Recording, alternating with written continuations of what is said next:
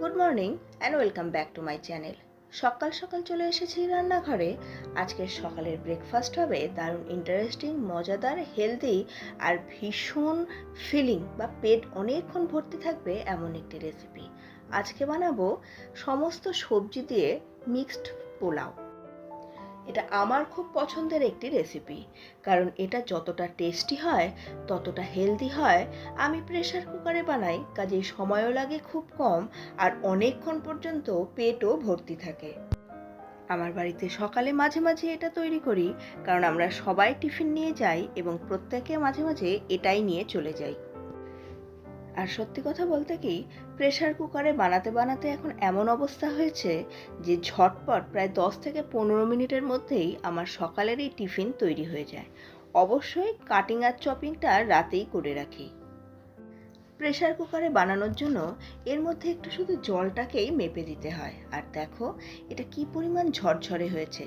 এটা এমনিও খেতে অসাধারণ লাগে, তবে তোমরা চাইলে চিকেন বা মাটন কারির সাথেও অদ্ভুত লাগবে খেতে।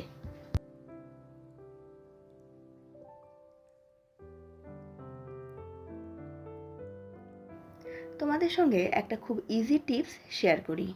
অনেক দিন পর্যন্ত কারি পাতাকে সুন্দর রাখতে এবং কালারকে অপরিবর্তিত রাখার জন্য কারি পাতাগুলোকে ভালোভাবে ধুয়ে পরিষ্কার করে শুকনো কড়াইতে ভালো করে কিছুক্ষণ ভেজে নাও। যখন মুচমুচে হয়ে যাবে তারপরে ঠান্ডা করে একটা এয়ারটাইট কন্টেনারে ভরে রেখে দাও। অনেক দিন পর্যন্ত ঠিক থাকবে। আর এখন টাইম সকালের গরম জল খাওয়ার। অনেকক্ষণ এক নাগাড়ে কাজ করলাম, এখন জলটা নিয়ে বসে কিছুক্ষণ রেস্ট করব আর অল্প অল্প করে এই জলটা খেয়ে নেব। আরও একটা ইন্টারেস্টিং টিপস তোমাদের সঙ্গে শেয়ার করি। আমরা অনেক সময়ই রান্না, বিশেষ করে মিষ্টি সাজানোর সময় ড্রাই রোজ পেটাল ব্যবহার করি। বাজার থেকে কিনে আনা রোজ পেটালগুলো মোটেই খুব ভালো হয় না দেখতে, অনেক সময় বেশ শুকনো শুকনো হয়। এই দেখো, বাজার থেকে কিনে আনা আমার এই রোজ পেটালগুলো কি বাজে দেখতে, তাই আজকে ভাবলাম বাড়িতেই ড্রাই রোজ পেটাল বানানোর ট্রাই করি। মাইক্রোওভেন থাকলে তো এই কাজটা ভীষণ সোজা। আমি একটি বাটির মধ্যে রোজ পেটালগুলো নিয়ে প্রথমে 2 মিনিটের জন্য মাইক্রোওভেনে ঢুকিয়ে দিয়েছিলাম। দেখো এর মধ্যে থেকে কতটা জল বেরিয়ে এসেছে। এবার এই রোজ পেটালগুলোকে একটা টিস্যু পেপারের মধ্যে নিয়ে খুব ভালোভাবে চেপে চেপে টিস্যু পেপারের মধ্যে এর এক্সট্রা জলগুলোকে আলাদা করে নেব। এইবার এগুলোকে আবার ওই বাটির মধ্যে দিয়ে আরও 2 মিনিটের জন্য মাইক্রোওভেনে দিয়ে দেব।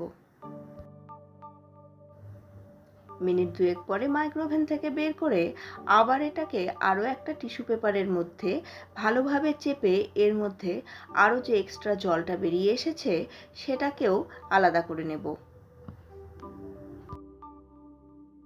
এরপরে রোজ পেটালগুলোকে আরও মিনিট 2 জন্য মাইক্রোওভেনের মধ্যে রেখে দিয়েছিলাম। আর দেখো এগুলো একদম শুকিয়ে গেছে এবং কালারটাও অসাধারণ। তবে আমার অভিজ্ঞতা থেকে বলছি, বাজার থেকে কিনে আনা দামি গোলাপের তুলনায় জংলি গোলাপগুলো থেকে কিন্তু এটা বেশি সুন্দর হয়। আজকের ব্লগ এখানেই শেষ করছি। আজকের ব্লগটা একটুও ইনফরমেটিভ মনে হলে অবশ্যই চ্যানেলটিকে সাবস্ক্রাইব করো। ভিডিওটি ভালো লাগলে লাইক, শেয়ার ও কমেন্ট করতে ভুলবে না। আবার দেখা হচ্ছে পরবর্তী আরেকটি ভিডিও নিয়ে। ততক্ষণের জন্য take care and bye by.